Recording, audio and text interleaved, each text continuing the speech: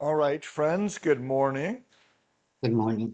Um, this shirt was a gift to me from Bishop William, maybe because he wanted us to both have purple on, but also it's lovely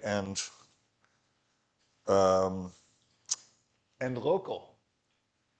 And if you want to see it up closer, you can, at the break, you can have a chance to see this lovely shirt with a Mohawk bear and symbols of love. It's just beautiful, and always there's no downside to literally wearing a message of love.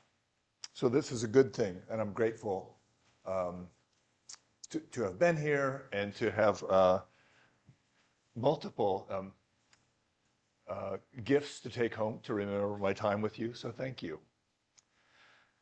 I thought we will finish. I'm going to stop prattling on before the break time, before the appointed hour, so that you have extra time. Those of you who need to pack up your things or maybe just want to take a walk and enjoy this beautiful day, we'll have a longer than 15-minute break. What I wanted us to do now in this session is go back and spend a little bit more time talking about prayer, which, as I said, is sort of the most important regular thing that we as leaders in the church do is pray for our own continued spiritual growth. It's good for us so that we remember God's love for us and can profess our love for God and say, rend our hearts when we've done something that we regret. To praise God, to all those things is good for us. But I thought I would. So prayer is just inherently good for every Christian, but especially for leaders, because as I said, this is a repeat message.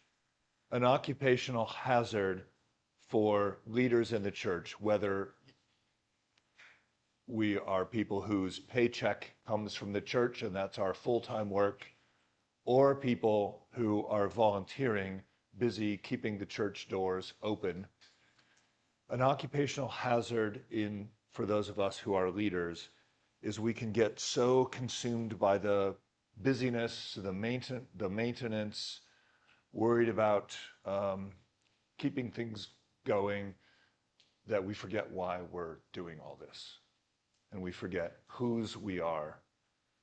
Uh, so praying every day helps us to remember all of that. And of course, God, even when we don't love God, He loves us. There's no, we don't need to pray to stay on God's good side, but praying helps us know that we are beloved. And praying gives us the opportunity to express our gratitude to God for all the blessings of this life and the hope of the life to come. So prayer is good. It's inherently good for us as individuals and good to help us remember why we are leaders and what we are doing as leaders and where we are going and all that stuff. It just keeps our heads screwed on straight. Another thing is, so that's prayer sort of for our own good as followers of Jesus. Another thing that's good for us to do is pray for the church. I heard a speaker say recently, Canadian actually, say that it's puzzling to her, she would say, that you hear people talk about, oh, I hope my church grows and flourishes and thrives. And she sometimes says, well, are you praying for that? Well, that didn't occur to me. So this is me passing along a good Canadian, it's not a Canadian idea, it's the gospel, but spoken by a Canadian. I'm passing along an exhortation. Pray for the church. as leaders, we should pray for the church. Invite the church to pray for the church. This speaker went on to say that there's a church where they gather several times a year to pray for the flourishing of the church and the flourishing of the community, for the church and for the world, during the week, not on Sunday, just a midweek service of prayer for the church and for the community. And the church invites the whole community to come. Even if you're not a part of that church, come and pray for the good of the community and the good of the church, for a renewal of the church and a revival of the community. And as many people show up for those services in the middle of the week as come on Sunday, because it taps into something. And I've heard many stories of this, is when we in the church begin to think about, as I said, liturgy is work for the public good, an offering for the public good. When we start thinking, well, maybe we should be praying for the church and for our whole community, for the well-being of the whole community, some people who might not be interested in going to church on Sunday morning are going to find that meaningful. So I guess maybe that's an idea. I don't know if that will work in your place.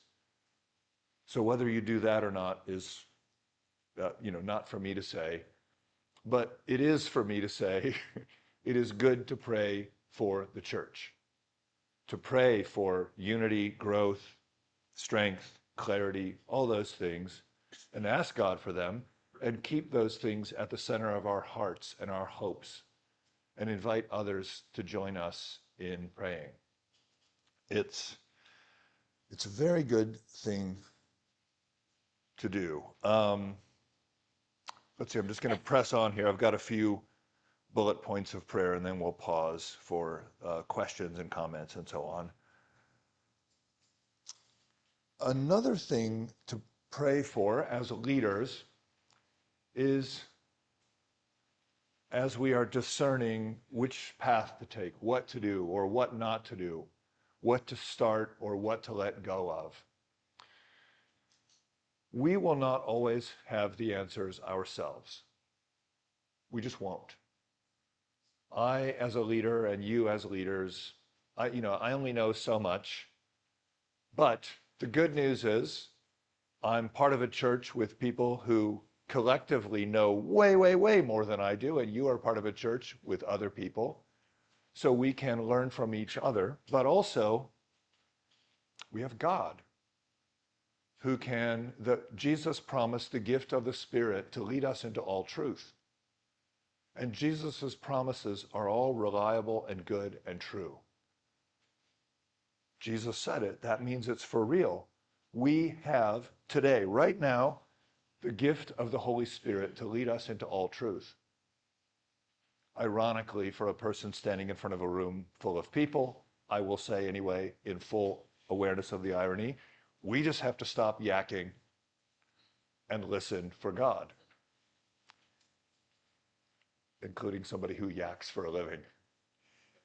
But if we can do this, and I've heard so many stories of church leaders or churches that weren't sure which way to go, and they asked God, and God helped them get there. Now, in my experience, some people have spiritual gifts that I lack, and if you have these gifts, I rejoice with you. I find sometimes, I always wish that life came with a soundtrack. And if I said something out loud and it was the right thing to do, you'd hear the swell of trumpets. And if, I said something out loud and it was a terrible thing to do, you'd hear the, doleful sounds of cellos or something. But of course, life doesn't come with a soundtrack. Sometimes God, at least for me, it takes a while for me to get clear on what is going on. And so I think there are Christians who get this much faster than I do. I remember, just as an aside, my first day of seminary, very first day of, like, we're at an opening reception with all the students. And at least when I went to seminary, a very common thing, I suspect it's still true, is students are all excited and abuzz and fresh with this new possibility of learning and growth and discernment and will I get ordained or what's happening? All this is kind of like new and fresh and exciting. And it's very common to say, well, tell me about your call. How did it work? And so I was talking with somebody at a reception, with the teacup and the whole thing. You can picture it. And he said, no, and I gave him the short version of this whole thing about, well, I began to get this sense and I talked to people and they reflected with me and said that was good. And I told him this, whole long thing. He listened very interestedly and politely, asked me a few questions. He was lovely. And I said, and tell me about yours. And he said, oh, about 6 months ago, I was sitting on the front porch and I heard the voice of God say, go to seminary. And at first, I thought, no, really? I thought he was exaggerating or summarizing or speaking metaphorically. He's like, no, I literally heard the voice of God say, go to seminary. Okay, we're not in Kansas anymore. So all of which is to say, if we pray to God with an open and heart and a fervent prayer and are ready to listen, God will lead us into all truth by the power of the Spirit. And sometimes I think that answer comes with clarity, like sitting on the front porch and hearing the voice of God. There may be people, or you may know people, who hear from God that way. That's a real thing. People are not crazy. And sometimes God speaks to us in subtle ways, and it's a feeling or a sense, or often for me, it's a sense of peace. The peace that passes all understanding, a sense of peace. Or maybe God speaks to us through a wise friend. Now, that's different from just a wise friend. When I think one of the ways that we know, how do I know if this is the Holy Spirit or it's just my own preference? You could imagine Apple is going to release a new iPhone this fall, and supposing I think, well, should I get a new iPhone or not? That seems pretty wasteful. I don't know. I don't really need a new one, but it's new and shiny. Hey, God, help me out here. Should I buy a new iPhone? If the Holy Spirit tells me to keep on keeping on, and it's sort of what I want, maybe that is the Spirit. But when the Spirit reveals things that wouldn't have been possible, something that wouldn't have come out of my head or your head, that could be the voice of God. So there's no easy answer here, except, and also the great news is we don't have to do it ourselves. We have each other in the church. And so when I'm not sure, I do this all the time because, again, I'm not the sort of person who sits on the front porch and hears the voice of God. I say, okay, I've been praying about this. I think this is where God is leading me. And I talk to a wise friend or friends, and they either say, maybe, or they say, yes, that sounds like the voice of God. We can help each other in our discernment. But anyway, praying for discernment. Should we as a church do this or do that? Can really be helpful. And I want to, no, I'll press on and then I'll come back. Okay.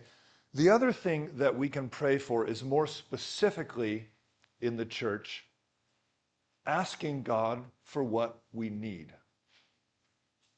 Now, prayer is not a vending machine that you put in your prayer and the thing we need pops out the bottom. There are a lot of Christians who begin to think of prayer that way. I say a prayer to God, and if I say the prayer the right way, I'll get the thing that I want out at the bottom of the machine. And if I don't get the thing I want, then the machine's broken. so I better shake the machine. But of course, that isn't how prayer works. Prayer is about relationship with God. It's about the same way, I've been married for 30 years. And when I talk with Sherilyn, I can promise you, if I say, oh, I would like this or that, the answer is not always yes. But the reason I talk with her is the relationship. And also that my relationship with my spouse is not just me talking. It's not just her talking. It's talking and listening, two ways. That's what conversation is. That's what relationship is. And that's why we pray, is to sustain our conscious relationship with our God. So that means talking and listening, not just telling God, giving God a to-do list. On this note,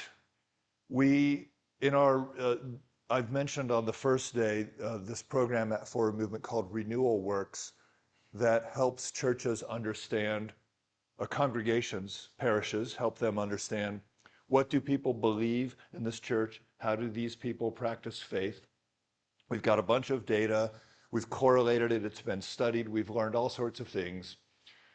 One of the things that is clear in the data is a kind of growth in ways we pray. A brand new Christian, a newbie Christian, will often pray asking for things. Dear God, give me I'm on my way to the mall. Give me a great parking space, God. Thanks a lot. Dear God, make this person forgive me. A brand new Christian goes to God and says, God, here's your to-do list. Please check off the following 3 things. That's a perfectly normal part of faith development. It's a little bit like, a toddler who says, I want this, I want that. That's just normal developmental stuff. A 3-year-old saying more candy does not mean that, you're a sociopath for wanting more stuff. It means it's a 3-year-old. And so a brand new Christian who says, gimme, gimme, gimme, that's just normal faith development. Somebody who moves along a little further learns to pray in gratitude. You get to the store and you found a great parking space. Hey, God, thank you, this is excellent. Or you find a terrible parking space. Hey, God, thank you, I needed the exercise. But it's learning to pray in gratitude, to thank God for the blessings we receive. That's a more mature response to prayer. Somebody who becomes even more mature learns to pray and ask God, not, hey God, here's your to-do list, but a more mature person learns to pray and say, hey God, here I am, give me the to-do list. What shall I do to serve you? And a Christian who learns to pray that way, we open ourselves up to God's leading and God's direction and learn to set aside our own personal preferences and grow. The reason I'm telling us all, but that's not to say that asking God for things is bad. It's glorious and fine and noble. And Jesus, when he prayed to his Father, asked for things. We follow Jesus. So look, Jesus did it. It's okay. But just like, the 3-year-old who says, gimme, gimme, gimme. And then as a grown-up, hopefully we've grown up and we're not acting like toddlers anymore. But sometimes we can say, would you please do this or that for me? That's fine. That's not bad. But if that's all I ever do, if I just as a grown-up walk around and say, gimme, gimme, gimme, gimme, gimme, gimme, that's not a well-rounded personality. I might say, hey, do you need anything? or whatever. So in our prayer life, it's not that we stop asking, but we grow into a more well-rounded prayer life, and we spend less of our time telling God what we'd like him to do and more of our time listening and waiting to receive direction. So that's a good thing. But often this growth in prayer, in some people will happen naturally, and in others it won't. This is why it's important in our local churches to have opportunities to teach people about prayer and about spiritual growth, so that we can help people grow up and become more mature Christians and not just assume that somehow this will magically happen.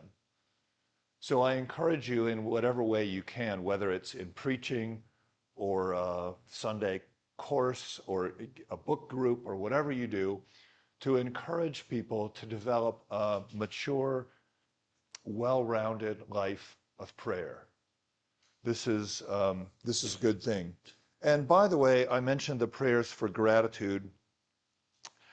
I have a friend who is one of the most solidly grounded humans I know. He's just sort of unflappable, always deeply joyful, which doesn't mean he's always smiley and happy clappy. I mean just deep, the peace that passes understanding. Like he's just the the eye of the hurricane of the world. He's just, every time there's just peace with him and joy. And I said to him one day, how do you do that? I want to be you when I grow up. How do you do that? And he said, well, it's, the gift of God working in me. But then he said, he's a very early morning, very early riser. And he gets up and first thing he does is he takes his little dog out for a walk. And he said, in the morning when I go for my walk, every day, I try to think of 50 things I'm grateful for.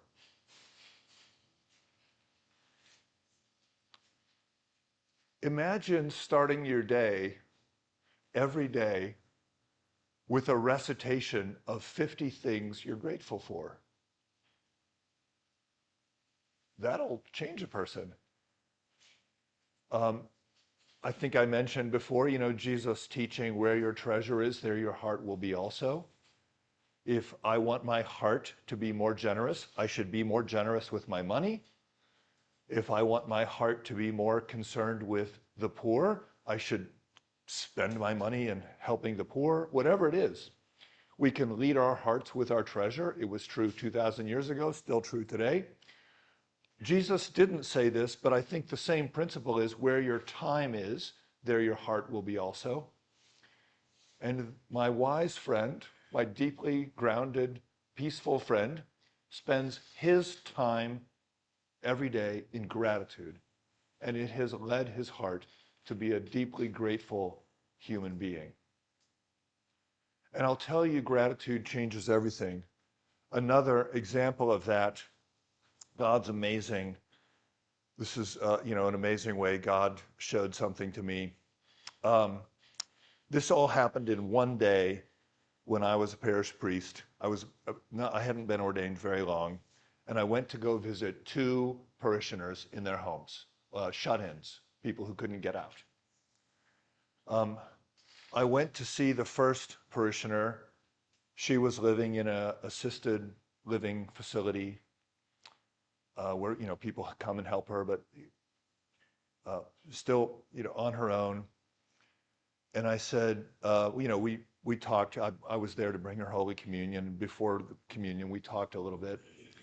And I said, how are you? And she said, oh, I'm not very happy. I'm a little achy, and my family only comes to see me once a week, and all I can do is sit in here. And then, you look out and you see stuff happening in the world, but I'm sort of stuck in here. Just not, it's fine, but she was glum. And I offered whatever assurance I could, and we had Holy Communion, and I went on my way, put her on my prayer list. I go a few hours later to visit another parishioner, about the same age, also in an assisted living facility. And he said, "How are you?" And she said, "I'm great. I'm getting up there in years, but I'm fine except for a few aches. My children come and see me once a week. It's every week. And I can look out the window and I see all kinds of stuff. I'm happy as a clam." I went back, and as I was driving back, I'm thinking, okay, I want to be like the second. I mean, they're both precious people. I'm not talking about the worth of them as human beings. I'm saying I want to end up as a grateful person. How do I do that? And I'm thinking about it and wondering all this. And in God's providence, I had an appointment later that same day with the head of our lectors to talk about some lector stuff. And her day job is, she was a geriatric nurse. So she came in and we talked about our lector business. And then I said, I got to ask you a question. And without using any names or anything, I said, I just talked to two people and they have very, very similar circumstances.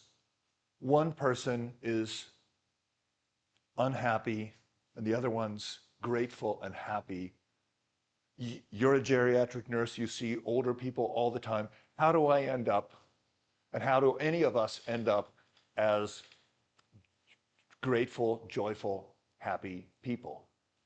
And she said, well, two things. First of all, the unhappy person has probably been unhappy for years, and it didn't just start a few years ago. Second of all, she said to me, in my time as a geriatric nurse, the people who are most at peace in their later years of life are people who have cultivated gratitude. I can still picture her as I'm saying this to you, sitting in my office, and hear her amazing voice saying this. So I'm here to pass along the exhortation, and it's right out of the Bible. Give thanks to the Lord, for He is good, and so on and so forth. Gratitude's all over the Scriptures.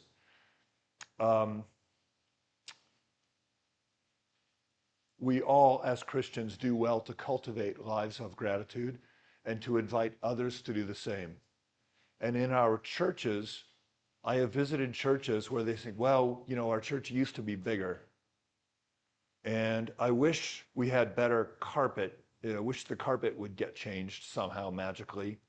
And I wish this and I wish that. And it's a whole litany of what's wrong or broken. And then I visit some places and they will also acknowledge problems, but there's a deeper well of gratitude in the community. So, and I think about this myself pretty regularly. I need to remind myself, or I need other people to remind me sometimes to be grateful for what I have, which is not to say that we should rationalize away our problems or pretend they don't exist or that we don't have challenges. I'm not saying we should be Pollyanna, superficially, shallowly happy people. I'm saying that we live in a world of blessings, and it's good to remember that. And some years ago, when I had a kind of renaissance in my prayer life, I have a list every day of things I pray for. I just decided that I was praying I had too narrow, my world of prayer was too narrow. So I decided about 4 years ago to, every morning and evening when I say morning and evening prayer, I pray for 4 things. I pray for friends, all the people who have asked me for prayers, or people I know who are in some adversity usually. So I pray for friends. Then my second category is I pray for strangers. That might be somebody I meet on the street and I don't know anything about them other than I, exchanged a quick greeting or saw them. Or people in the news that I see. I don't know people in whatever places somewhere, but I pray for friends, strangers. The third one is I added to my list, I was convicted by the lessons for morning prayer one day. I pray for enemies every morning and evening. And sometimes those are political figures. Sometimes those are people who I think don't like me very much. Sometimes they're people I don't like very much. So I pray for them. And sometimes I don't even like, particularly for political figures, sometimes I don't even like in my prayer life saying their names. But I do it because my Lord told me to. And I have to say, after doing that almost every morning and evening, I'm not perfect at getting my morning and evening prayers in. More often than not, I wish I were better. I'm getting there. But 4 years of praying for friends, strangers, and enemies every day has been good for my soul. And it helps me, it has led my heart to be a more compassionate person. I am still absolutely a work in progress. And that, I'm going to be honest with you, that is my least favorite category of prayer. But I feel like Jesus kind of said pretty clearly that was the thing to do, so I do it. And then the fourth category is I realized as I was kind of examining and surveying my prayer life, I wasn't offering very many prayers of thanks and praise. And so I added that, friends, strangers, enemies, and then I end my intercessions every day, every morning and evening with thanks and praise. Thanking God for blessings I've recently received, for ongoing blessings, and then praise. This is something, when I just hear people stand up and pray, grace before a meal or whatever, my experience is we Anglicans, I don't know you or your context, but I hang out with a lot of Anglicans all over the place. Anglicans are pretty good at expressing sorrow, at praying for the needs of the world, at praying for needs. I hear less prayers of adoration. I'm not saying it's not something I never hear, but less often. If you go to and hang out with Pentecostals or something, and just, it's a grace before a meal or just an occasion where somebody stands up and prays extemporaneously, I think they're more likely to, just offer prayers of praise to God.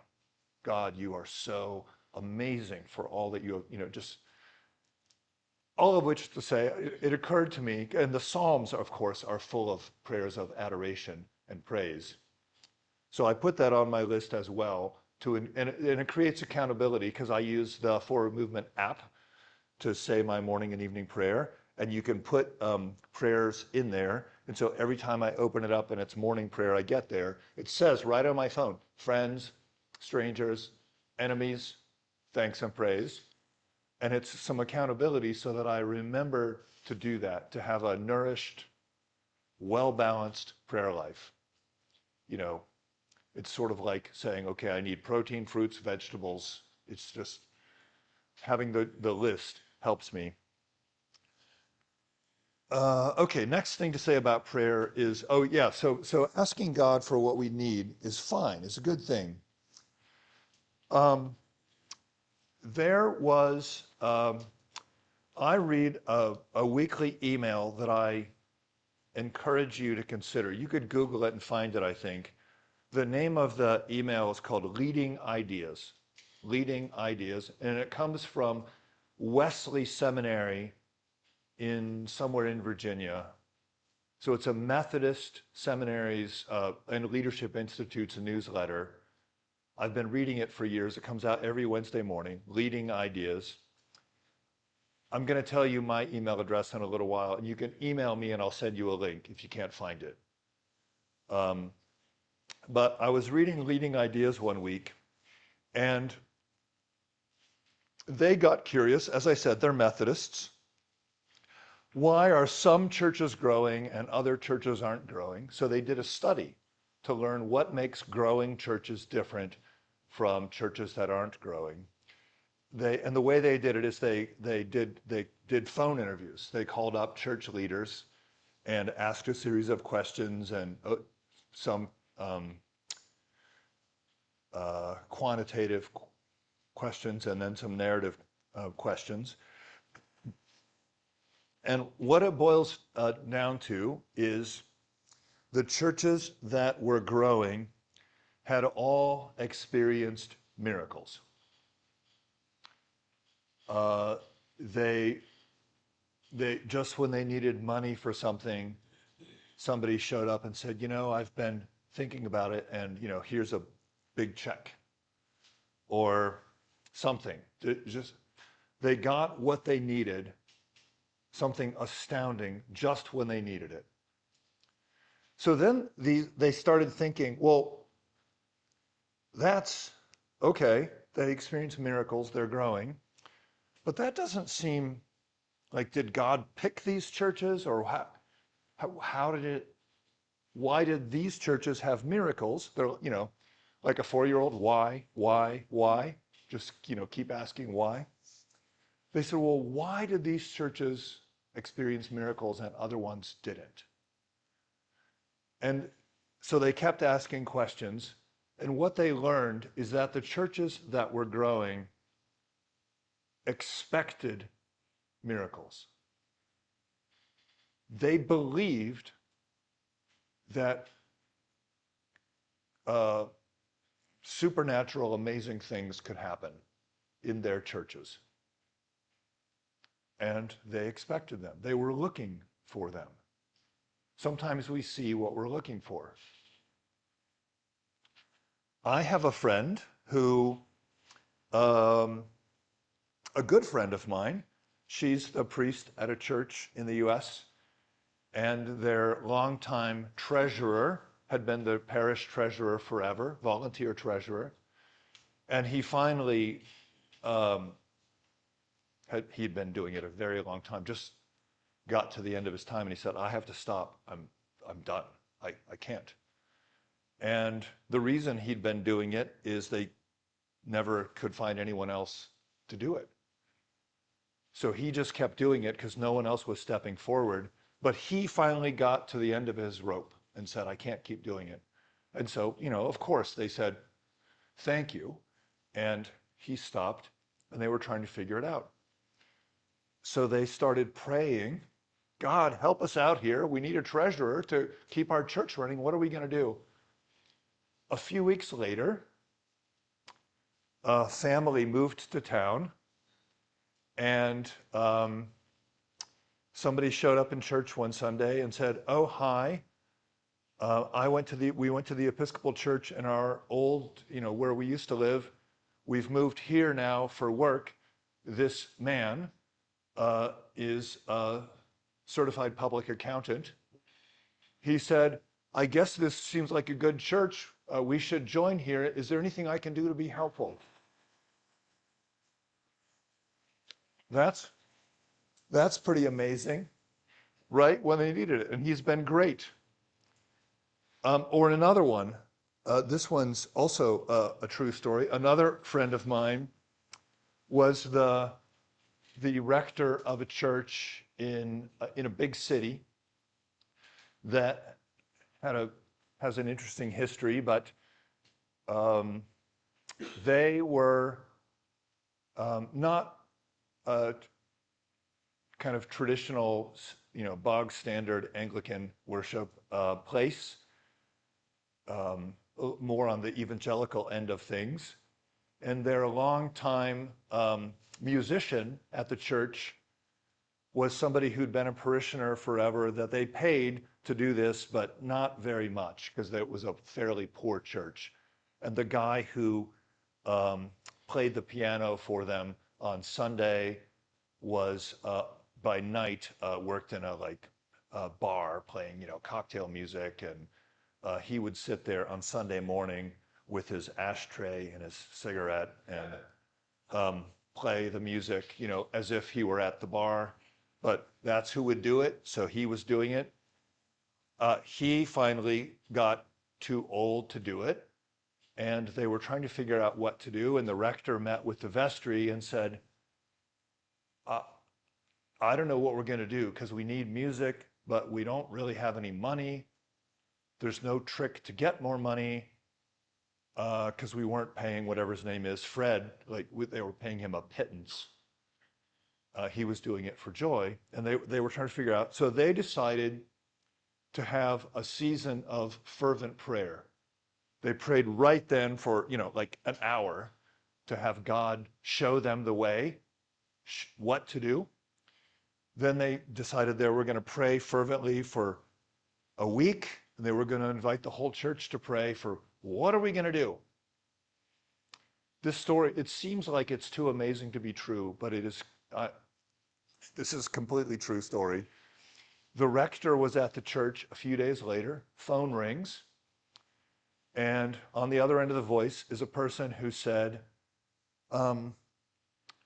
this is going to be kind of a weird question because I don't really go to church, so I'm not even sure of all the right words to use.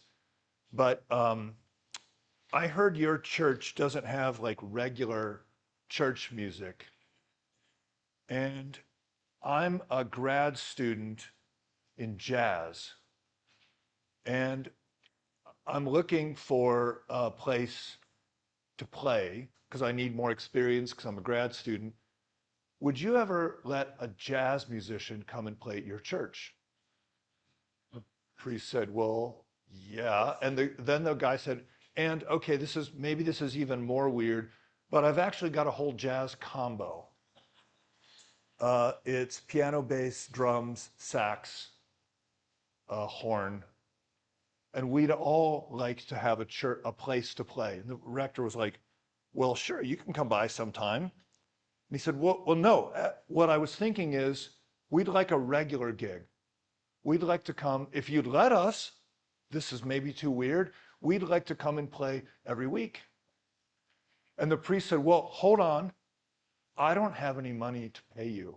And he said, oh no, I didn't mean to imply that we wanted anything. We're doing it because we need a place to play, and we thought we would try it out. Could we come and play? And so the next Sunday, they had, okay, I won't be coy, it was New York City. They had a jazz combo from the Juilliard School playing every Sunday, and they wouldn't take any money. Now, I can't say that, was it a coincidence? Was it a miracle? Who can say? But wow. They asked for what they needed, and what they needed appeared. I think it was Archbishop Temple, somebody might know this, can correct me, who said, what I find is that when I pray, I have more coincidences. And when I don't pray, I have not as many coincidences. What's that? Yes, God incidences. So what I'm saying is, I think sometimes we who are church leaders tie ourselves into knots over what to do, how to solve problems. And that's understandable and good, and it makes perfect sense. But also, we worship a God who raises the dead. With God, all things are possible. Just a few months ago, I was sitting in the coffee shop in the morning, and I ordered my drink and I sat down, and as I was walking to the coffee shop, it takes me about 10 minutes, I got myself into a tizzy. I was a little stressed about some stuff that we're trying to figure out at Forward Movement where I work. And I ordered my drink and I sat down and I pulled up my phone to say morning prayer at the coffee shop. And the daily portion of the Psalter was one of those psalms all about trusting God. It's like, oh yeah, right. It's not all on me. Um, God's bigger than I am, and it just put me at complete peace. Now that doesn't mean that we don't have to do our thing. I'm not saying that, um, when we're, needing a new roof on the church, that, we'll say the right prayer and God will magically put a new roof on. You know, somebody has to call the contractor and find the money to pay the bill. We got to do our part. But I'm saying we can ask God for help and leadership and guidance. This is a good thing, and maybe you all do this already, but my experience is sometimes who are leaders in the church, think that we have to solve all of the problems, and and and and we don't. Oh, and then I'll end with one last little story before we have some questions, and then we'll have our break, a longer break. We're still on good time here. We also have to be ready for God to give us what we need in a way that might not be exactly what we're expecting. So I was, we had an altar guild of mostly elderly folks. You have altar guilds? Yeah, that's a term. Yeah, okay. And the woman who had been doing the linens forever, washing them and ironing them and doing all that, was getting so old that she just wasn't going to be able to do it anymore. And they were trying to figure out what to do, who was going to take over the linens, and nobody really wanted the job. And there was a lot of angst about this. Separately, while all that was going on, and I was trying to help, like, who could we ask and whatever. Um, I had been a sacristan when I was in seminary, and I did the linens, and I was thinking, well, maybe I need to add this to the rector's job. Like, we were trying to figure out who's going to do this. I was doing, well, actually, let me back up and tell you how I was led to have this conversation, because it might also be a good lesson. One day when I was sitting in the church office, knock, knock, knock on the outside door of the parish house, um, I think I went to answer the door, and there was a couple I had never seen before. And they said, your church, we have heard your church is very beautiful. We're engaged to be married, and we're looking for a beautiful church for our wedding. Could we have our wedding in your church? Could we see it? And I said, congratulations. I'm so happy for you. Um, and often the practice, I won't speak about the Anglican Church of Canada, but in the Episcopal Church, often the approach to sacraments and sacramental rites is, well, we shouldn't put any barriers up or anything. So if somebody says that and you can afford a few dollars for the necessary expenses, fine. I was, because I had been mentored to think this way, having a somewhat different approach, I said to them, I would love to show you the church, and I have time right now. We can go look. And we went in, and they saw the church, and they said, wow, it's beautiful. We would love to have our wedding here. And I said, great. And they told me the date, and the date was free. And I said, so I'd love to talk to you about this. Start coming to church, and in a couple months, we'll talk about your wedding, because weddings here are most of the time for people who go to this church. They looked at each other and said, we have been thinking about finding a church. I guess this will be it. And they started coming to church and became some of the most faithful parishioners. And a mentor taught me to say that instead of saying, yes, let me put you on the schedule. That'll be, $200 or whatever. Because who can, that thinking of, we shouldn't put any barriers in. But they're not barriers, they're invitations to become disciples. And what that mentor had taught me is always be inviting people to go deeper. Not in judgment, not in to earn worthiness, but create moments of invitation, which I had done what I had been taught, and it worked.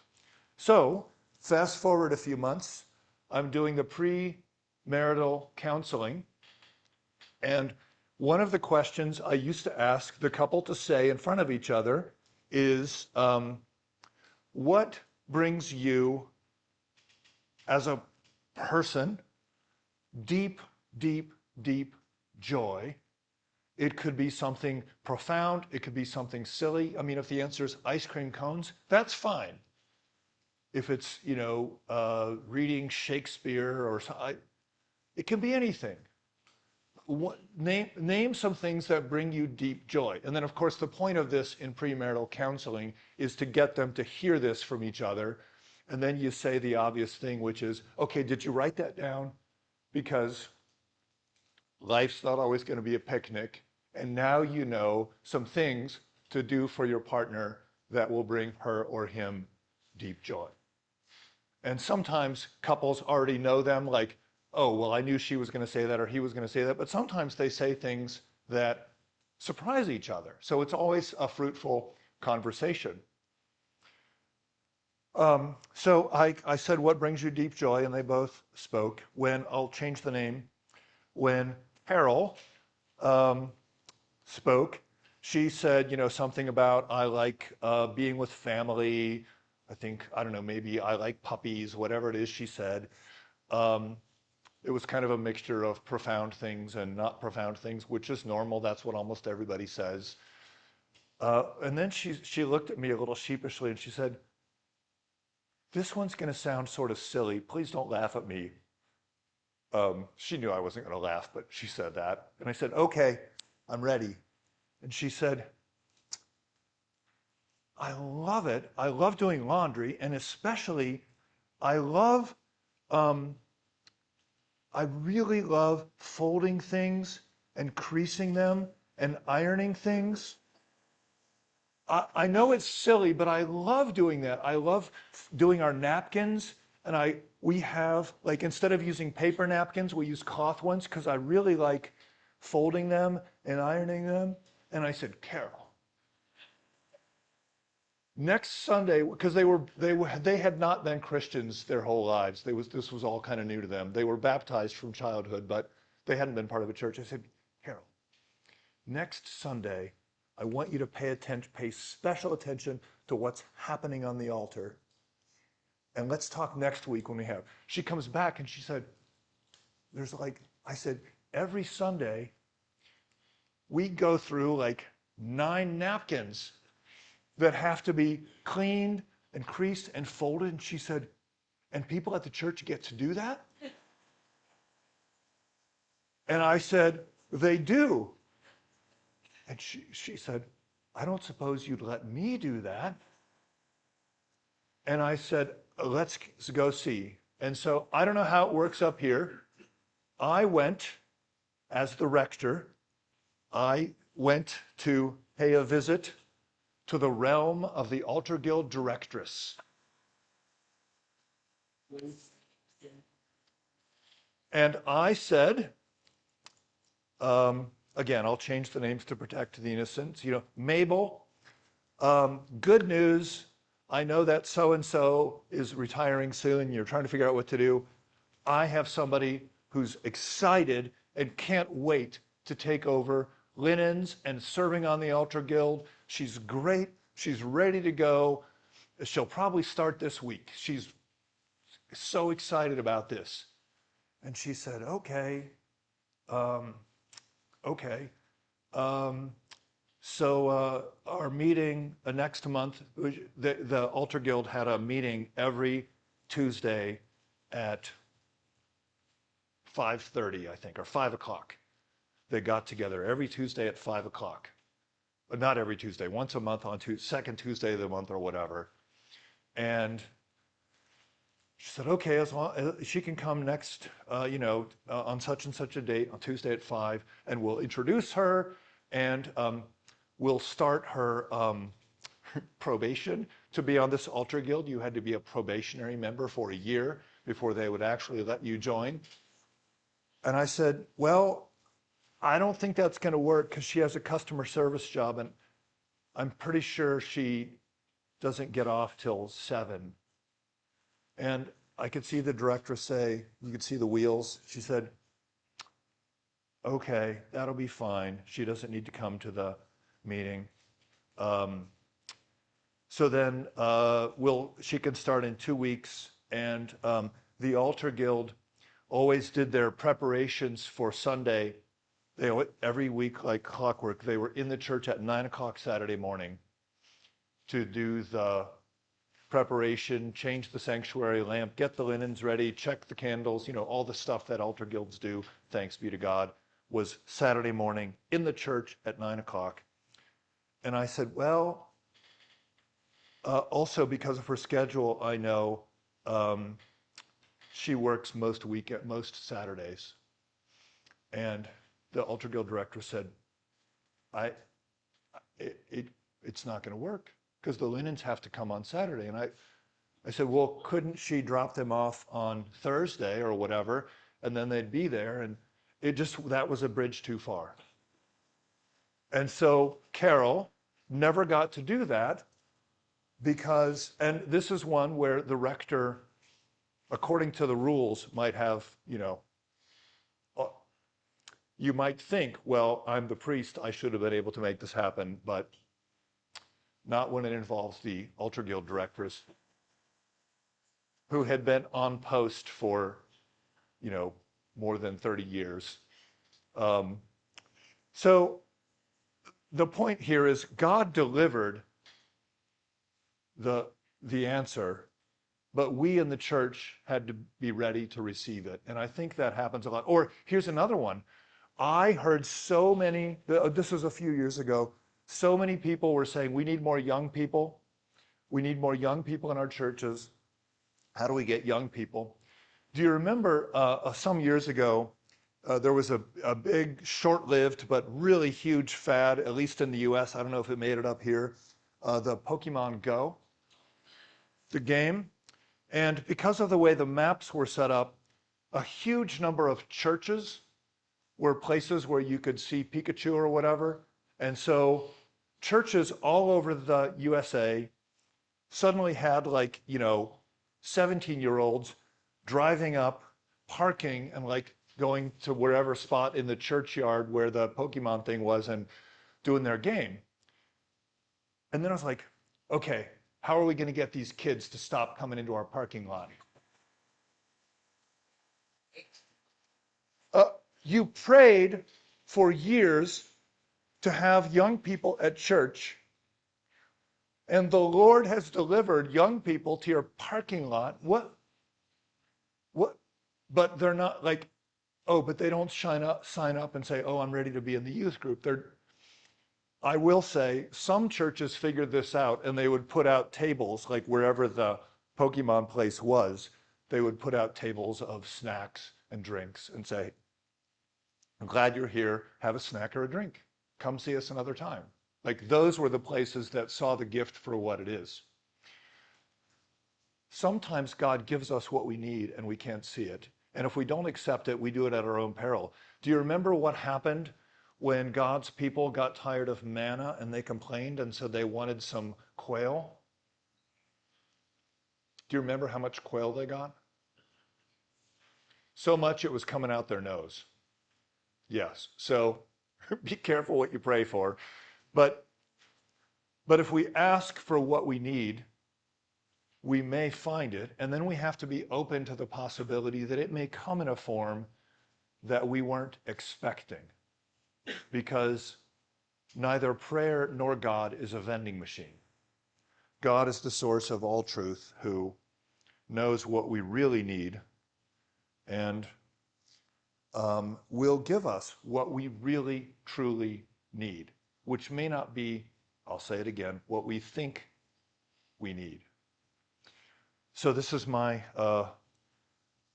spiel on prayer. We have time for a couple questions before we take a little bit of a longer break. Does anybody have any comments or questions from, especially if there's anyone, we can take some regulars again, but if there's anybody who hasn't made a comment or asked a question, I especially want to give you an opportunity. Go ahead. Yeah.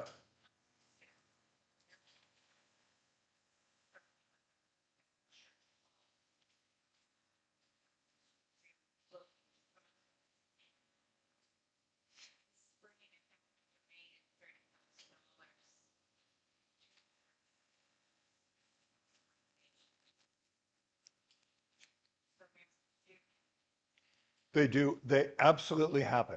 Thank you for that example. That helps. Yes. Go ahead. Oh, so for our online friends, if you couldn't hear that, we heard about a church that needs to raise money for its parish hall that received a gift of $30,000, which is going to go a long way toward helping. And that's a miracle. Yes, sir. Our parish is a little parish in northern Ontario. And we've been living here for the last 2.5 years. Made a decision in the fall 2023 to relocate because all we wanted to become more community space. So we started a community, but then at the same time, we were not fully accessible. We needed a wheelchair ramp that was deteriorating. We needed to replace it. We didn't have lift to service the lower floor. So we needed to fundraise as well. So we got an engineer who told us we couldn't put in a ramp. We had to just have a lift. And we proceeded to start fundraising. And that went on for 18 months. So what was interesting in the 18 months, we got near the end of it, we received a couple large donations. We raised some money ourselves for a number of fundraising activities, but we had to post something telling people what we were doing. And then we thought, well, we have, to your point, we haven't really been praying about this. And we created a prayer around our own hearts and Lord plan. And we prayed it every Sunday. What happened then was that we found out on May 11th of this year, the plan we had, as we were about to borrow money, by the way, we were going to borrow over $100,000 to augment what we raised to do the project. We found that purely by chance and by accident, that Hydro One would not allow us to proceed with our plan that we've been working on for 2 years. So it's like a tough here. But what was interesting was prayers, because when we found that out about this, within a day, a fellow who had a retired designer had been helping out at our Tuesday lunch program, chatting with him about what he was going on. He said, let me look at it. And in fact, a day later, plan. And so with that plan, we discovered that in fact we could design a ramp that would be just less expensive than the original option.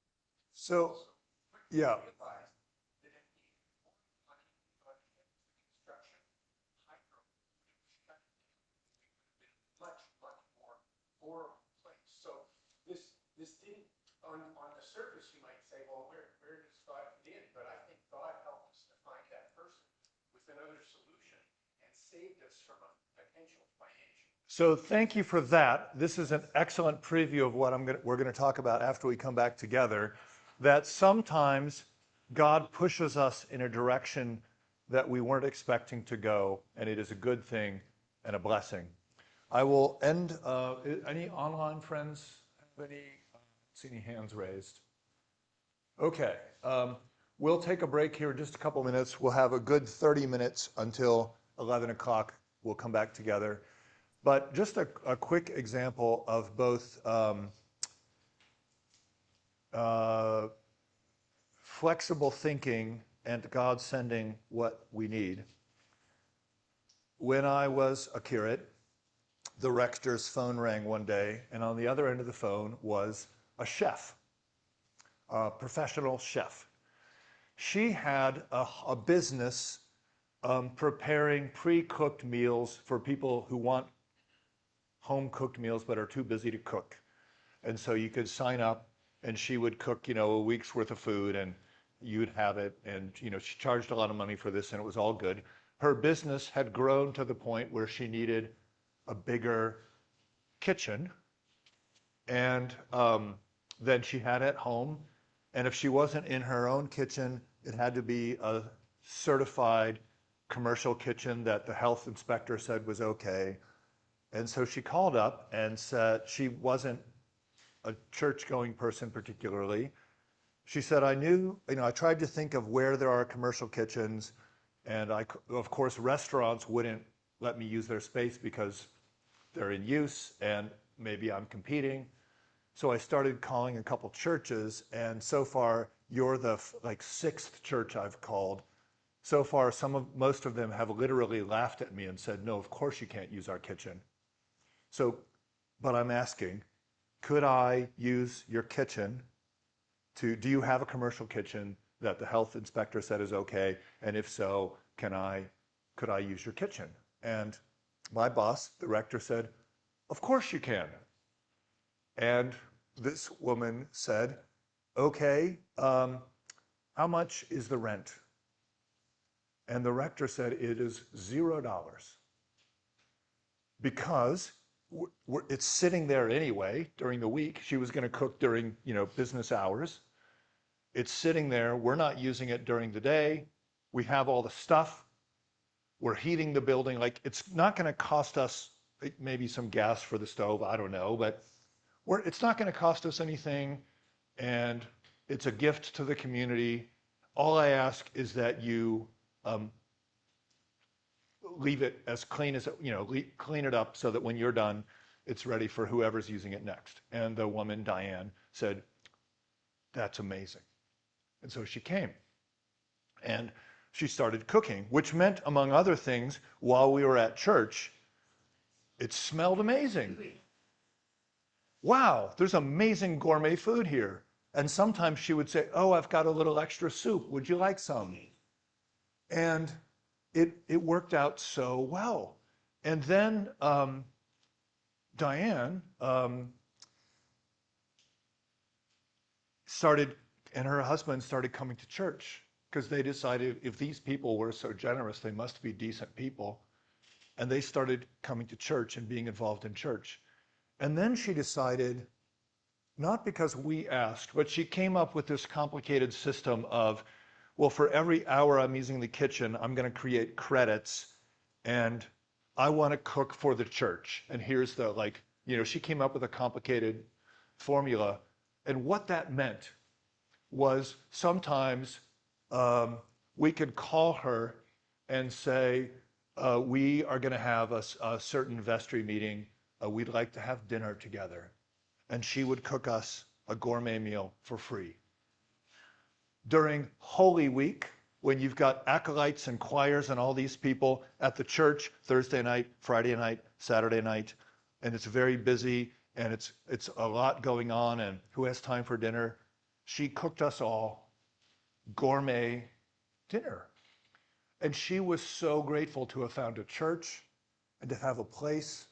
And we were blessed by her, just her presence and faithfulness, but also food. And there are a couple things there. God gave us something that we didn't even know we needed, just appeared. And also, the rector saw beyond transactional thinking of, aha, this is a revenue opportunity, to think this is gospel thinking. Freely given, freely, freely as you have received, freely give. We have this space. How can we share it with others? It's free, it's a gift. And it turns out that in the grace economy, generosity yields generosity. That initial thing of course we're not going to charge you rent, led to us receiving far more in her presence and in dollar value of the food that we got than we would have received had we said, oh yes, it's, $53 a day or whatever to rent the kitchen. So that's a lesson I think that I received in both God's generosity, but also what happens when we learn from God's generosity and practice the same. All right, it is 10:33-ish. Let us meet back in at 11:05. So, all right, it is the appointed hour. You're on the home stretch.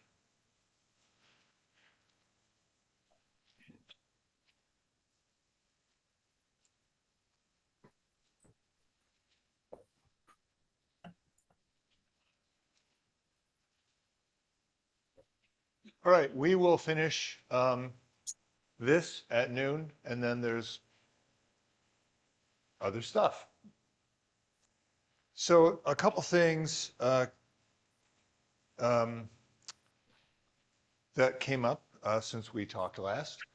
One is there are Christians who teach what is often called a prosperity gospel, that if you live a certain way and if you say the right prayers, you'll get a shiny new car, and that the point of following Jesus is to get shiny new things and a big pile of money. I hope no one thought even for a nanosecond I was suggesting that that is what I'm suggesting when I say we should pray and ask for what we need. God will often give us things like the people that treasurers and altar guild members, but that's not quite the same as saying that you can get a shiny new car by just reciting the correct prayers and doing, checking off a list of things. I'm not suggesting that at all. It can be, I think it's sometimes useful to think about metaphors of God, of our Father, and us as his children with human families. But of course, if you push that too far, it stops working because God is perfect and we humans never are. But to this extent, I mean, think about, a 5-year-old asking for things. Sometimes kids ask for things that aren't good for them. And the parent has to be wise enough to know when to say yes and no, or not that, but something else, because they know.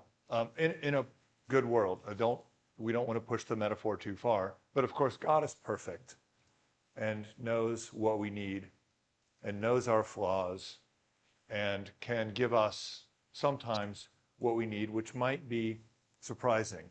And a corollary to that, I also want to emphasize, so when I'm saying prayer is good and there are miracles, miracles happen, that is all true.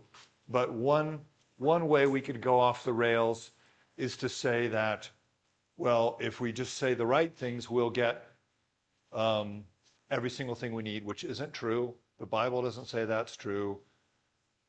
2,000 years of Christian wisdom says that's not true. So don't think I'm saying that. And on the other end of the spectrum, there's the idea that that we're all puppets on the end of strings, and God does everything, and everything has a reason, and we just need to figure it out because everything has a reason, which also isn't true. And I'll give you an example from the scripture. Jesus uses the example of the tower that collapsed, the Tower of Siloam, that killed 18 people.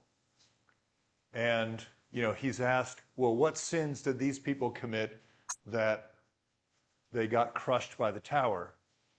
Why did God smash them? And Jesus basically says, I'm simplifying, you can look it up in Luke. Jesus basically says, this is my paraphrase, not our Lord's words. They were in the wrong place at the wrong time. Stuff happens. And so it is in our lives too. God does not control the world like puppets on the ends of strings. Things happen, there are natural laws, storms come, fires rage. We do dumb things ourselves. God's promise is to be with us in whatever happens, but we shouldn't assume that whatever happens was the result of God's choice. Sometimes God is with us and stuff happens. So prayer, yes, but there's no cosmic vending machine, is what I'm saying. I'll move on. But before I move on, are there any other quick comments or yes?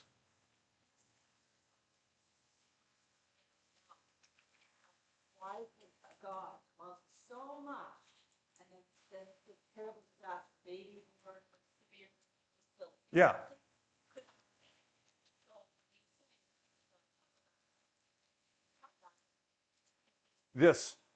This is a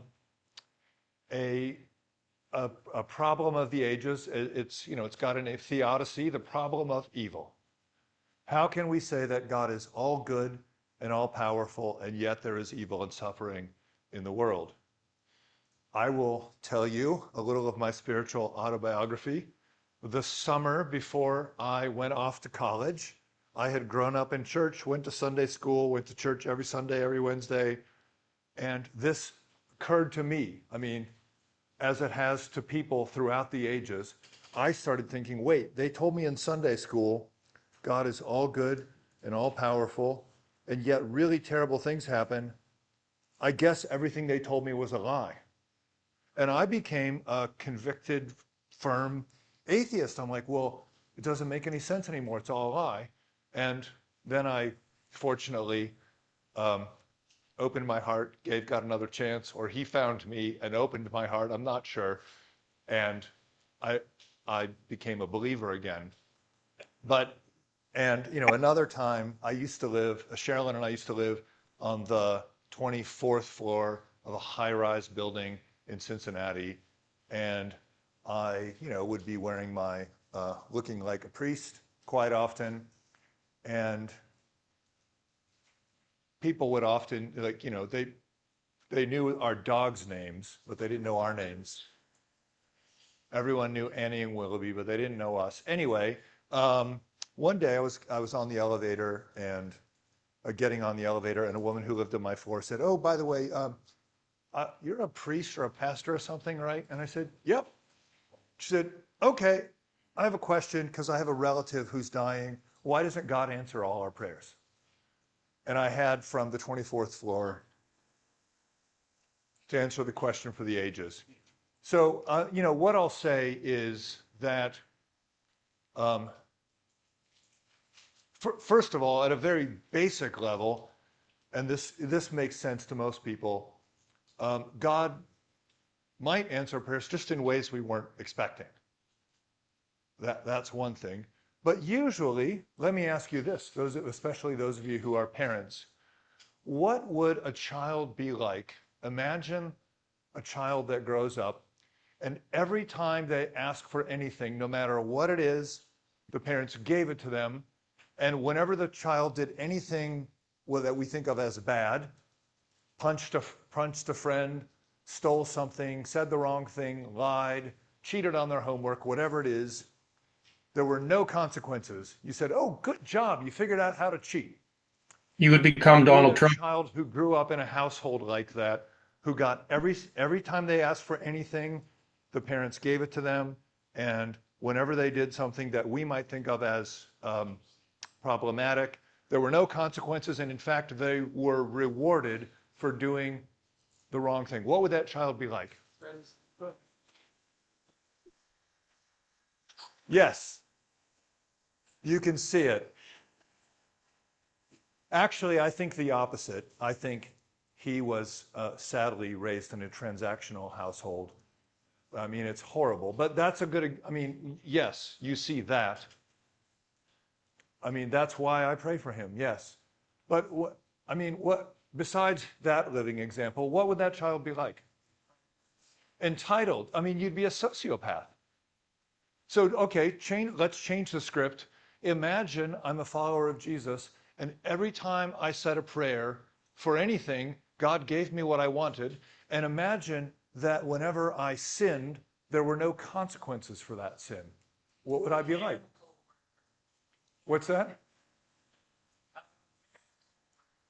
Uh, well, or I'd be insufferable. I mean, it. Most of us understand the idea that when we get ourselves into a mess, there are consequences we have to deal with.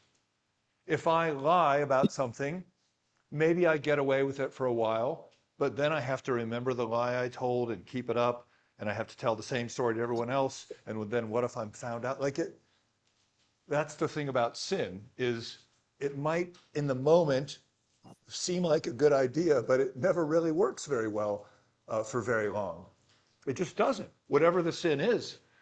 And so there are consequences. There are consequences that we impose. And yes, if we sin against God, there are consequences from him. And God knows what we need better than we do. And so God doesn't give us everything we need. And sometimes with things like cancer, I don't believe that that every time someone gets cancer, that was sent by God. I think sometimes we live in a universe with natural laws, and human cells, reproduce in our bodies, and they get out of control, and cancer happens. And what God's role in that is to be with somebody who's struggling with cancer. Or I'll give you a very, very personal example that I've alluded to. Some of you may know a little of this. In 2002, actually almost exactly 4 years ago, July 20th, I got off an airplane in Singapore. I was on my way to Vietnam for holiday. And while I was having my layover in Singapore airport, my heart stopped. I had ventricular fibrillation, and I dropped, because you may have noticed I'm not short, long ways to fall. I dropped, and when I hit the ground, I got a really bad brain injury because I just conked right on the ground. The first miracle is that the plane I had just gotten off, I was in an airline lounge waiting to go to the next plane. There were 3 physicians right there who started working on me. They had to do CPR on me to get me going again for 59 minutes. They brought out the defibrillator and had to do 6 shocks. They then took me to the hospital, and it turns out that the nearest hospital to Singapore Airport is one of the, if not the very best heart hospital in the entire world. I got really excellent care, and but I was in a medical coma for a week because they had to get me stabilized. When Sherilyn, who wasn't with me, my spouse wasn't with me, when she talked to the hospital on the phone, they said, you should come immediately. It's likely that he won't make it. So she had to come over. And but I got the very best medical care you can get, and here I am. So a few things to think about. One is there are many miracles of this, and I like to tell this story because it allows me to say how amazing God is. The first one is that this happened to me.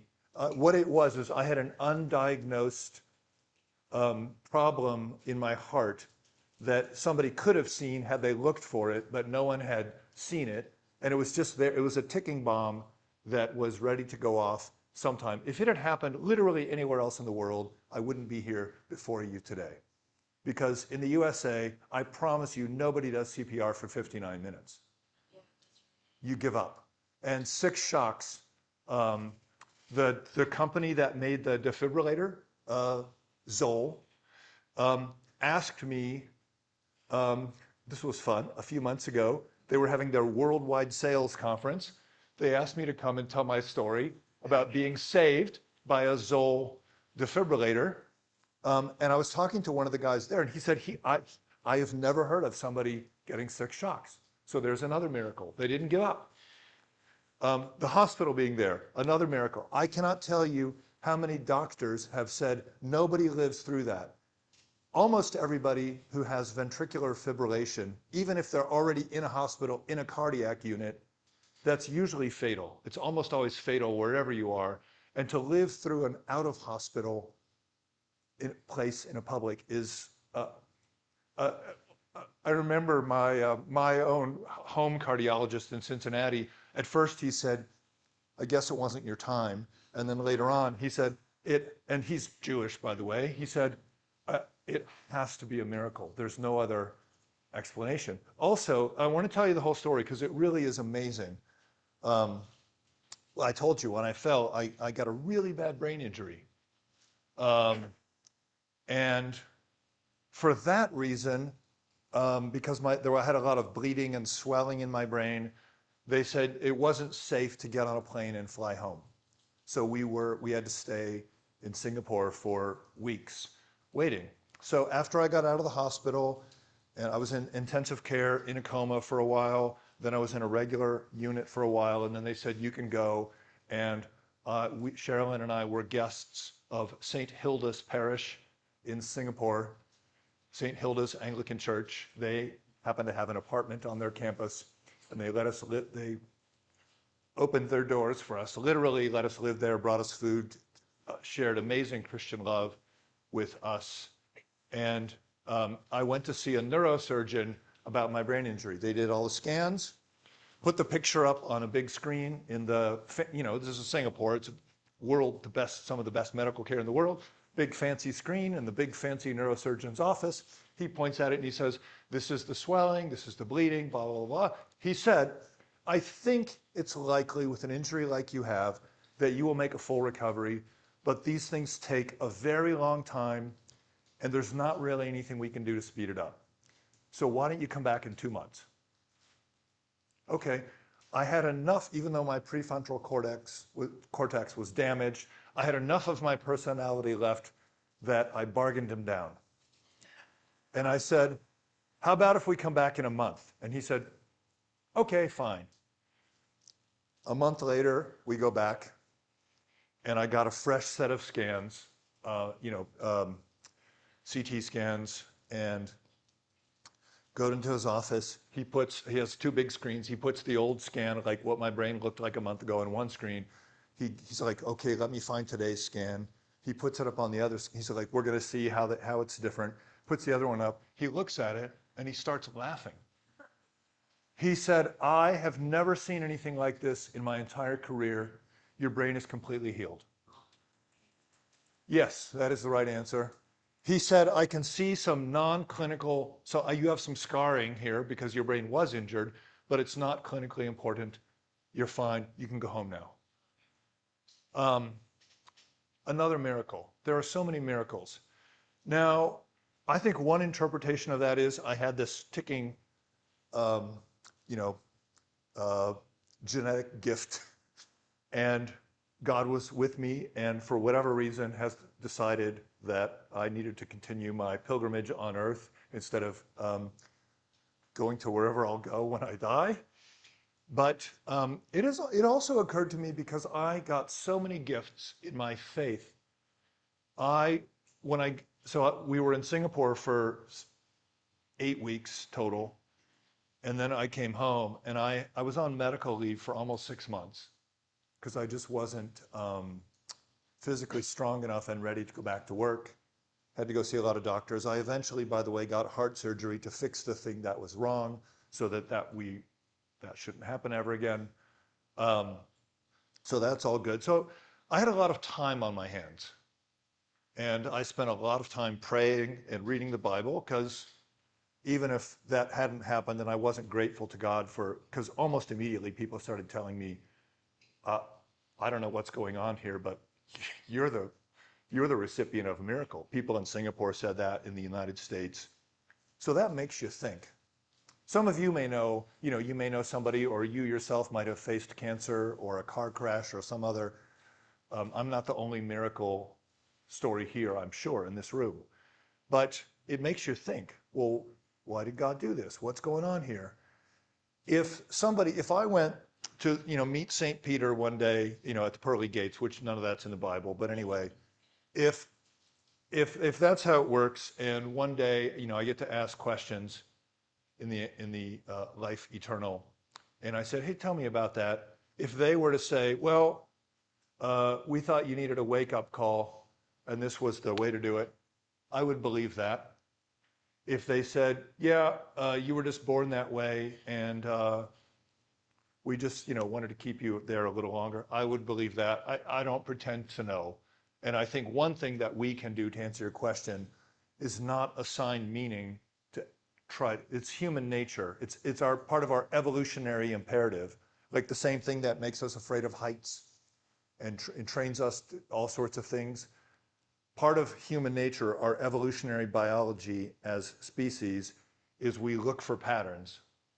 And sometimes there aren't patterns. We're trying to connect things that aren't connected. And so it is with the life of faith. So why do bad things happen to good people? Tower of Siloam is a good example. Sometimes people are in the wrong place at the wrong time. And stuff happens. And maybe, I also sometimes hear, particularly people who call themselves progressive Christians, say God never punishes anyone, which is something you can only say if you haven't read your Bible much. Again, imagine a parent who never imposed consequences on their children. You'd end up with a sociopath. Imagine if God never imposed consequences on us. Sometimes, if when I get to someday, God willing, ask questions in the afterlife, if they said, if somebody said, well, dude, you were taking life for granted. We needed to wake you up. This was like, time out or something. I needed it, actually. I wouldn't wish any of that on anyone again. I wouldn't want to go through any part of it again. I can't redeem, like it was awful. It was terrible for Sherilyn. It was terrible for me. And also, there were blessings. I'm not trying to say, well, it was actually good, because it was terrible. And often in life, things at the same time can be awful and can bring us blessings at the same time. And if we only pay attention to the awful, we miss out on the opportunity to see that we are the recipients of streams of mercy and blessing. And if we only see the good stuff, we're just denying reality and pain. And so we can see both at the same time, and maybe sometimes not assign too much meaning. This is all a good segue to what I'd like us to talk about now, which is the 8th chapter of the Acts of the Apostles. If you have a Bible, you can read along. This is the beginning of chapter 8 of Acts. I'm reading from the Revised Standard Version, which is what I happen to have. We're going to look at Acts chapter 8, verses 1 to 13. Acts chapter 8, verses 1 to 13. Oh, there it is on the, maybe we'll get it, screen. I'll actually start with the second half of verse 1. Okay, chapter 8. So this is right after Stephen has been stoned to death. So Stephen has just been executed by the persecutors of the way. And it says, and on that day, a great persecution arose against the church in Jerusalem. And they were all scattered throughout the region of Judea and Samaria, except the apostles. Devout men buried Stephen and made great lamentation over him. But Saul was ravaging the church and entering house after house. He dragged off men and women and committed them to prison. Now those who were scattered went about preaching the word. Philip went down to a city in Samaria and proclaimed to them the Christ. And the multitudes with one accord gave heed to what was said by Philip when they heard him and saw the signs which he did. For unclean spirits came out of many who were possessed, crying with a loud voice, and many who were paralyzed or lame were healed. So there was much joy in that city. But there was a man named Simon who had previously practiced magic in the city and amazed the nation of Samaria, saying that he himself was somebody great. They all gave heed to him from the least to the greatest, saying, "This man is that power of God which is called great." And they gave heed to him because for a long time he had amazed them with his magic. But when they believed Philip as he preached good news about the kingdom of God in the name of Jesus Christ, they were baptized, both men and women. Even Simon himself believed, and after being baptized, he continued with Philip, and seeing signs and great miracles performed, he was amazed. So, if somebody came in late right now and we were telling them what the story of what we just heard, like scenes from last week, how would we tell the story? What did we just hear? What happened in our own words? Not what do we think about it, but if we're just telling the story, what's the story? Who wants to start at the beginning? What's the first thing that happens? They bury Stephen, yes. And what else?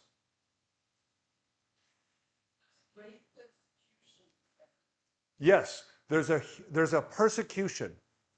In Jerusalem, in the holy city, there's a great persecution. So what do? They scatter. And where do they go? Yeah, Judea and Samaria. Let me ask you this. For the people who were hanging out with Jesus, the Jews, was Samaria their favorite place to go? Right.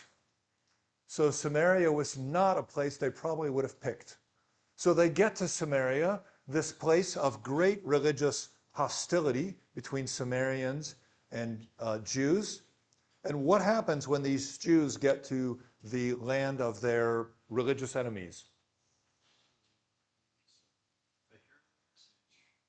Who hears the message? The Samaritans hear the message. And they hear the message, then what happens?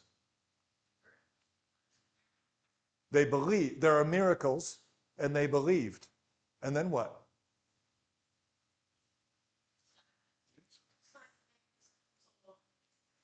Yeah, and then there's a little something involving some water. Yes, they ask to be baptized. And Simon, this great magician, is there. He has been attracting people because of his shiny tricks. What happens?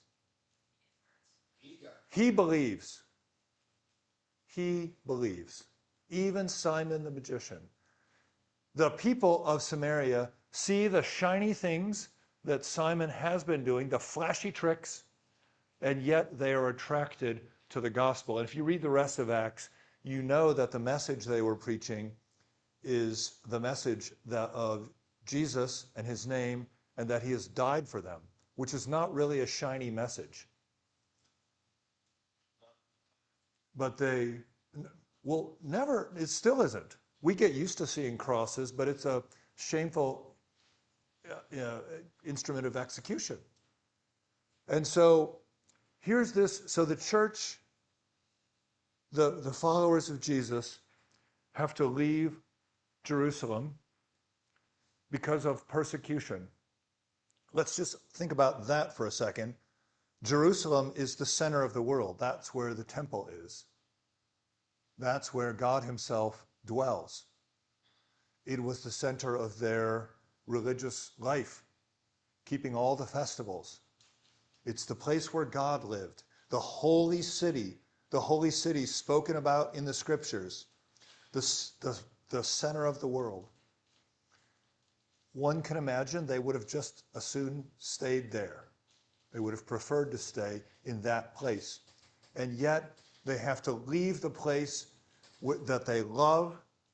They have to leave their comfort zone and go into the countryside, to Judea, the countryside of Judea, and even to Samaria, the place that they are likely to have despised. And when they get to that place that they despise, the gospel is preached and heard, and people convert, and the gospel flourishes. Now, we don't know what would have happened had that persecution not taken place and they hadn't left. But it's easy to imagine if they had just stayed in Jerusalem, Jerusalem would be a place where people would have heard the message. And even though Jesus said, make disciples of all nations, yeah, okay, but he didn't really mean Samaria, surely. And okay, make disciples of all nations. We'll just be right here on the street corner in Jerusalem for anybody who happens by. God sent them on their way. And because they went on their way, I suspect, is why we are here in Canada today, being people of the way, because 2,000 years ago, really terrible things happened. Really awful, terrible things happened. Pain, torture, death. Those are awful things. You can't sugarcoat those things. And also, as those things were happening, the reaction to that horror pushed the people out of Jerusalem into the beginning of the rest of the world, to Judea and Samaria and to the ends of the earth. And here we are at the other end of the earth today because they shared their faith in that place and in that time in what must have been an uncomfortable, odious, awful thing to have to do, to be in a place you don't like very much, and yet being duty-bound to preach the gospel and to offer healing, to heal people that you despise. There's a lot in that, a lot to ponder.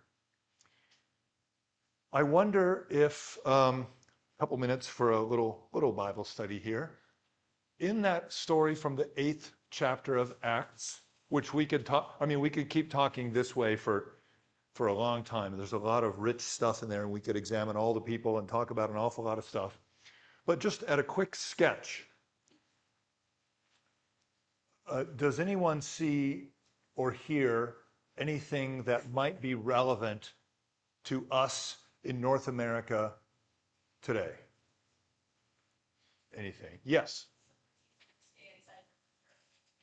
It's so much easier to stay inside your own church, or even just comfortable places. Literal comfortable places and emotionally comfortable ways and patterns. It's so easy to stay where it's comfortable. Yes. Yeah, go ahead. Yeah, you. Said faith twice, but in a small way. And your faith is what can take you wherever you need to go, or whatever you need faith. Faith can take us, can sustain us where we need to go. That's absolutely right. Faith helps us know where we need to go, and it can give us the strength and the courage and the wisdom that we need, the grace and power to accomplish it, as our liturgy says. That may not always come from us. Yes?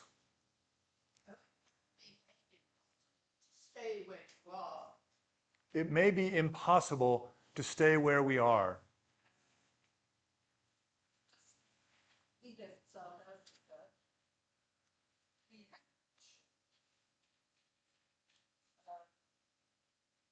Because we didn't know the situation was going to change, and we've been pushed to a point where it wasn't really staying. Yes. Sometimes we can't stay wherever the place is that we'd like to stay. Sometimes it's, as you said, no longer feasible. Now, it may not be something as clear and dramatic as the stoning of Stephen and people dragging people out of their homes, but it may be. but sometimes we can't stay, and sometimes it's not easy. Somebody over here had their hand up. Yes, go ahead. A lot of us live in, well, if you're an Anglican, you tend, generalization, you tend to go in and listen to the story, but to take it out. And I think of the social situations that my wife and I are in. We've been retired a long time, and we meet with social friends. And of course, we talk about issues across the board. And people are articulate on that stuff. But there does come a time when you can ignore what's being said or tell the story to the truth. I have immense difficulty with that. I lived in Western Canada, the Bible Belt, in the 70s and 80s, and a lot of the groups that a lot of Anglicans have fun pushing, imagine those kinds of things in the scholars reading. But I, for one, to be truthful, I find it very difficult, even with family, to share. It is very difficult. No, yes, thank you for admitting that. I agree, and I think any of us here who are willing to be honest will say there are people, the people may vary, but there are people for whom it's very difficult to share the gospel, very difficult for us, because we're afraid of people, because we hate people, because we look down on people, because we feel intimidated by them. There are all kinds of reasons why we might find it difficult.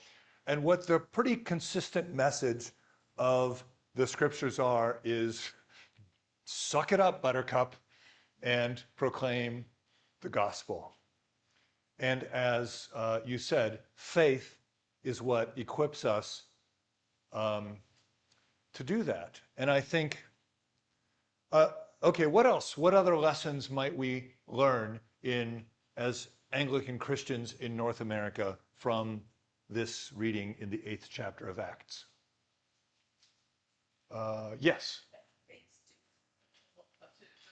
And goes back in days gone by, and it's happening today. Bad things can happen, do happen, and those things are bad, full stop. But those things that happen and our response to them may result in good things happening later. I think about, for example, Bishop Janani Luam in Uganda, who, by preaching the gospel, locked horns with Idi Amin in Uganda. And one day, he and some other church officials were meeting with government officials, and the government officials said, at the end of it, they went in some fear that they were going to be killed because Idi Amin did a lot of that. And at the end of the meeting, the people looked at Idi Amin and a few others and said, "You stay, the rest of you can go." And Idi Amin said to his fellow church leaders, "They're going to kill me, but it's okay, I'm not afraid." And they did. That's exactly what happened. And if you read the stories of the martyrs, people who gave their lives for the faith, for the gospel, people went to their deaths singing hymns. People, the strength of other martyrs, when the wider world saw these people being unafraid of death, it strengthened the witness of the church. And we can't sugarcoat that. I mean, if I meet in the one day in eternal glory, I get to meet Idi Amin, it'd be a little silly. I mean, it's heaven, so I'll be perfect. I won't say dumb things. But it would be stupid of me to say, hey, not Idi Amin, if I meet Janani Luam, hey, Bishop Luam, really cool that you said that and inspired a lot of people. Good on you. That was a good thing. Well, he was shot. That's not a good thing.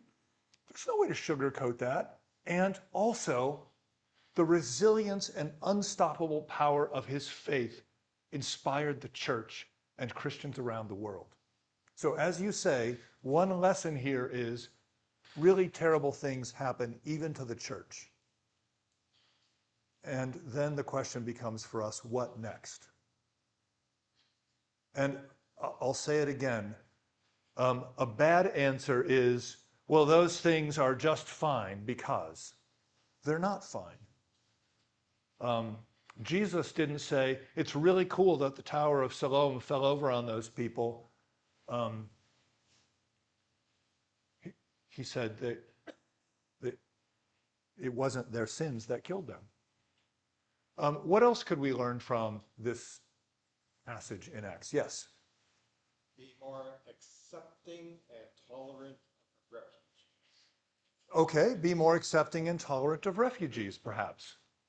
Of people who may be very different from us who come around. I would say that's true. And I would extend it and say just anyone who's different from us. People who are odious.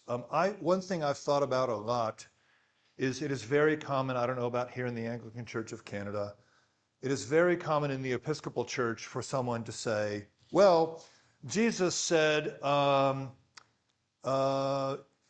he dined with tax collectors and sinners. That means that everyone's welcome and we should be more inclusive, which is true, but that's a pretty shallow reading of that. What it really means is I, living in a city with Trumpists, and I'm not one, what the lesson of Jesus dining with tax collectors and sinners is, if I think those people are sinners, that's who I should invite over for dinner.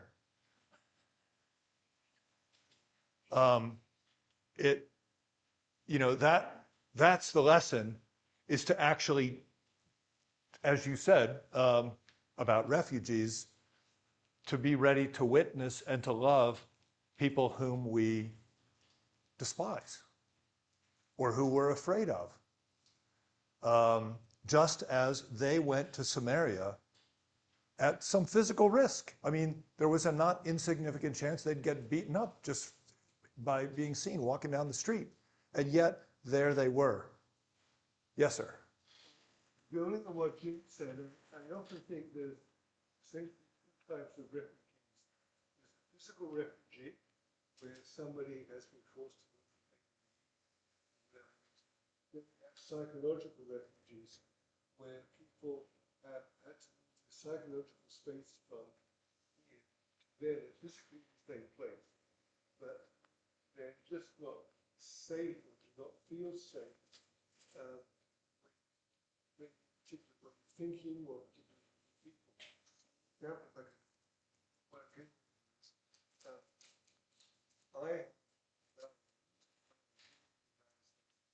I just avoid running away from it.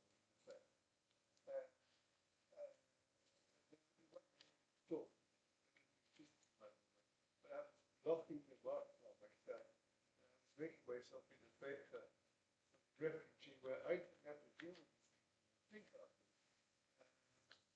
It's like people, so I have a lot of people. Yeah, so he's saying there's the temptation to avoid the people we don't like or are afraid of or whatever, and hang out with, as you just said, like-minded people. I wonder, as we read the Gospels and Acts and Paul's letters, or for that matter, the Old Testament, if there's anything in Scripture that would suggest we should hang out with people most of the time that we really are on the same page as. What's that? Yes. Yeah, I mean, if it's easy, everyone can love your family. It's when you love your enemy that it counts for something. And I think the call is for us to be ready to go into the proverbial Samarias of our lives and to leave the proverbial Jerusalems of our lives, which may mean literally going into the our towns, like literally leaving the church and figuring out what people need and blessing people. And there are all kinds of lessons here for us. And I think it's very tempting, and it has been. This is why Jesus says all this. It's very tempting to rationalize why we need to stay in our comfortable little place. And I think that is not, and I'm saying this as if it's easy. It's not easy for me. I'm the same. I don't like to talk to people I don't like. I don't like to do things I don't want to do. I mean, it's not easy. And then every time I read stuff, I'm like, well, crap. I guess this is this applies to me. And so it's so my point of all of this is, and sometimes it's just very simple. It's like, what would it be like if the Altar Guild did its work at a time other than 9 o'clock Saturday morning? Could we survive the shock of preparing the sanctuary Friday at 8 a.m. Or whatever? We had to do a little of this. We had our own little Jerusalem Samaria moment when the lockdowns happened in the pandemic, and we had to think about, what does church look like when we're not about a full parking lot and people coming together? And that was terrible. I mean, the pandemic and the disease, yes, terrible, but even the difficulty and the angst of readjusting our lives when we didn't want to. And yet now as a church, we've learned some resilience and different ways to gather that I don't think we would have learned without a global pandemic. I'm not saying the pandemic was good. I'm saying out of that evil, we got pushed into some, maybe not Samaria, some Judea. So I think I would encourage you all the time to think, imagine if those disciples had said, okay, our mission is to stay in Jerusalem. That's what we have to do. That's the important thing, is to be here. And with good reason. I mean, the whole Bible talks about how Jerusalem's a holy city. It's the place where God dwells. It's beautiful. I lift up mine eyes to the hills. From where is my help to come? You know, all that. It would have been pretty understandable if they said, okay, well, in all this chaos and confusion, our job, the most important thing, is to be in Jerusalem. So tell you what, we'll just close all the doors and we'll lock them and we'll stay here until this passes, and then we'll be back here in Jerusalem. But they, at God's prompting, did what their actual mission was, which was to talk about Jesus and to proclaim the gospel. That's the actual mission. And it is very easy for us in churches to say, okay, our mission is to make sure that at 10 o'clock on Sunday morning, we're right here doing church the way we like it. And my friends, what I'm trying to say to you is that is not our mission. I am not saying that being in the building at 10 o'clock on Sunday morning doing church the way we like it is bad. Just like I'm not saying the temple was bad and Jerusalem was bad. I'm saying staying in Jerusalem wasn't the mission, and being in our church buildings, in our usual pew at 10 o'clock on Sunday is not our mission. And as I said before, yesterday or the day before, what will help us all as leaders is to be as clear as we can on what's the core, what is our actual mission, and what are the things that we can change or let go of. And it's not always easy. And what we'll find is that just as the actual mission was proclaiming the gospel, and even though they had to leave their familiar place and their familiar rituals, they got to keep the unchanging mission of proclaiming the good news of Jesus in a new place and in a new way. They knew. They figured it out because God helped them figure it out. We need help, God's help, all the time through our prayers keeping in mind what is the center, what are the things that are unshakable, unstoppable, and what are the things that we can let go of. And if we can be clear about that, and it's not always easy, we'll know, and that will help us. Our faith will help us, and it will give us the peace that passes understanding to meet the challenges that we might face, whatever they are. As the demographics are changing, as people are changing, as the world is changing, as in your case, your next door neighbors are going crazy, none of that can stop the power of the grace and mercy of God in Jesus Christ by the power of the Spirit. God is unstoppable. The rest withers and fades, but God is unstoppable. And as leaders, our task is to be clear on that ourselves and to keep calling the church always, over and over and over again, back to our core mission, our core identity, our life in Christ, so that by God's grace we can be transformed and so that we can change the world one life at a time. And on that note, I will stop. I'm going to be here the rest of this day. So if anybody has any questions or anything, let me tell you my email address. If you would like to be in touch, like the link for the Leading Ideas newsletter, I can send you that. If as you're driving home, or our online friends, if you're at home and you're thinking this afternoon, whatever, that Scott guy said something that the more I think about it, the more it annoys me. Or you have a question or a comment or anything, please don't hesitate to be in touch. My email address is sgunn, S-G-U-N-N, like Scott Gunn, only with an S, sgunn, S-G-U-N-N, at forwardmovement.org, forwardmovement.org. And I'd be very happy to be in touch. And I'm not leaving now, but I'll say goodbye anyway because they're going to take the mic away from me.